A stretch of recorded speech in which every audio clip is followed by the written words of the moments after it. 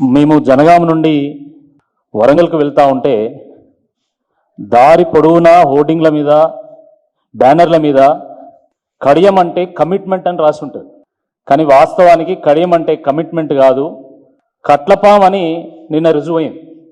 కేటీఆర్ గారు పచ్చగడ్డి వేసి మంట పెట్టి పొగబెట్టి అష్టదిగ్బంధనం చేసిన తర్వాత కట్లపామును ఇప్పుడు ఎక్కడున్నావమ్మా అంటే నేను కాంగ్రెస్ త్వరలో దాగి ఉన్నా అని చెప్పి నిన్న కూని రాగం తీసింది. ఆ కూని రాగం ఏందో మీరు కూడా ఒకసారి వినండి. నేను ఎమ్మెల్యేగా పోటీ చేశాను. మీ ముందుకు వచ్చి నాకు ఒక అవకాశం ఇవ్వండి, మన గ్రామాలను అభివృద్ధి చేసుకుందామని చెప్పాను. మీరు నమ్మకంతో నాకు ఓటేసి గెలిపించారు.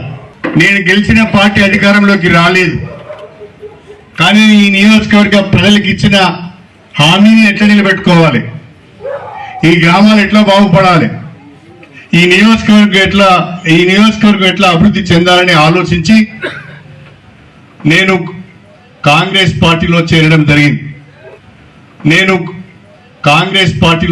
జరిగింది.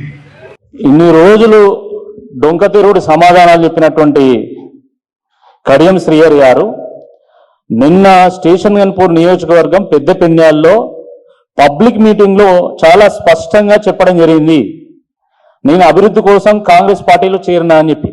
మరి ఇన్ని రోజులు నోరు తెరనటువంటి కడియం శ్రీహరి గారు నిన్న ఎందుకు మాట్లాడండు?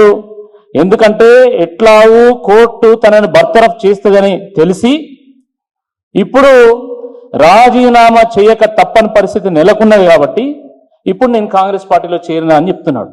40 ఏళ్ల సుదీర్ఘ రాజకీయ అనుభవాన్ని రంగరించుకొని ఈరోజు అభివృద్ధి కోసం అధికార పార్టీలో చేరాలి, అడ్డదారులు దొక్కాలి, నమ్మిన పార్టీని ముంచాలి, నమ్మిన జనాన్ని మోసం చేయాలి అనే ఒక సందేశం ఇస్తున్నాడు. ఇంత దిగజారుడు తనమా? నువ్వు ఏ పార్టీలో ఉన్నావంటే నేను ఏ పార్టీలో ఉన్నానో గా పార్టీలోనే ఉన్నా అని చెప్పి మాట్లాడతాడు. మళ్ళీ ఏమనంటే నేను సీనియర్, నువ్వు నిజాయితీకి నేనే మారిపోయారు, నేను పుట్టినాక నేను నిజాయితీ పుట్టింది ప్రపంచంలో అని చెప్పి మాట్లాడతాడు. దేంట్లో సీనియరేనా? దేంట్లో సీనియారిటీ ఉంది? అంటే కుట్రలు చేయడంలో, మోసం చేయడంలో, పార్టీలు మారడంలో సీనియారిటీ ఉంది.